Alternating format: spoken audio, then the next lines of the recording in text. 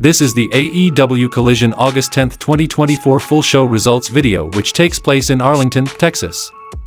The show started with a tag team match between Darby Allin and Hologram versus Premier Athletes, and the result of this match was Darby Allin and Hologram defeated Premier Athletes by pinfall. Then we saw a Texas Bull Rope match between Deonna Purrazzo versus Thunder Rosa, and the result of this match was Thunder Rosa defeated Deonna Purrazzo by pinfall after hitting the shoulder breaker finisher. Then we saw a match between FTR versus the Outrunners, and the result of this match was FTR defeated the Outrunners by pinfall after hitting the Shatter Machine finisher. A backstage interview with Kip Sabian and Nick Wayne shows up to wonder why Kip is still in his business. "I don't blame you, I'm the youngest crown champion in company history, but after 5 years, you're still a nobody in this company." Wayne then said Sabian's dad died a loser and he'll make sure he goes out the same way too, and Kip just looked on as he walked away. Then we saw a match between Rush versus Preston Vance, and the result of this match was Rush defeated Preston Vance by pinfall after hitting a big running dropkick at the ring's corner. They cut back to Don Callis, who was watching backstage and seemed pleased by what he was seeing. Rush started to leave but turned around and got back in the ring while Vance was trying to roll away. He made it as far as the bottom rope on the other side and Rush gave him the horns again and referees had to come out to send him to the back. They ran a video for Jack Perry in advance of his defending the championship against Darby Allin at All In. He talked about everything having a price and the question being how much you're willing to sacrifice for it. Those who shape the future carry the burden of destroying the past. Swerve Strickland is out and says he knows they didn't think they could have all this year without him showing up. In 2 weeks, the main event of All In will be headlined by Swerve Strickland and Bryan Danielson, and in 2 weeks he will own Danielson's legacy. Until then, though, he wants a warm-up and it's time for the Open Challenge. Then we saw a match between Swerve Strickland versus Tomohiro Ishii, and the result of this match was Swerve Strickland defeated Tomohiro Ishii by pinfall after hitting a house call finisher.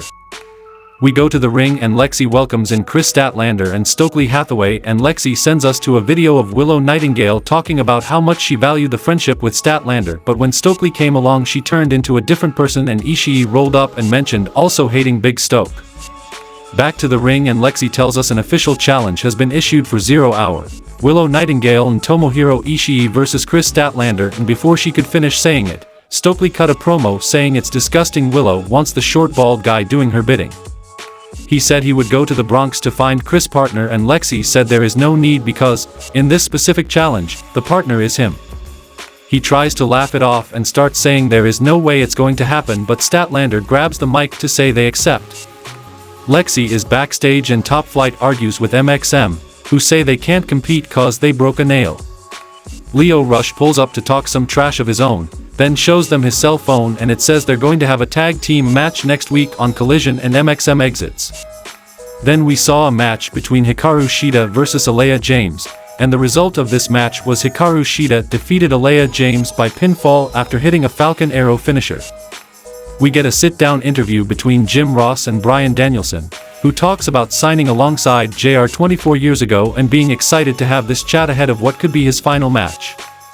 Ross asks him about his strategy and what he's thinking about going into the AEW World Championship match, to which Danielson talks about how he's more conscious of his body in light of the recent injuries.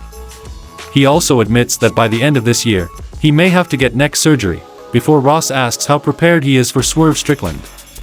Danielson says he's been preparing a lot for the match ahead, saying he's at his best mentally going into Wembley and that's what's gonna pull him through. We head backstage, where we get a few words from Hikaru Shida, and she called out Britt Baker to no avail previously and feels she needs to go to Wembley Stadium, so she turns her attention to real competition in the form of Mercedes Moné and challenging her to a TBS championship match on Dynamite. When she wins the title, this will be her opportunity to go to Wembley to face Britt Baker. In the main event of the show, we saw a match between the House of Black versus Bang Bang Gang to become the #1 contenders for the AEW World Trios Championship, and Christian Cage was the special guest referee. In the end, we saw all 6 guys take each other out, leaving Cage to count everybody down, the entire crowd counting along with him. Buddy Matthews stood up, so Cage speared him and then counted the rest of the way, calling for the bell. The Patriarchy showed up with chairs to attack literally everyone, and they put the bots to all of them while Schiavone talked about how this was clearly all a plot.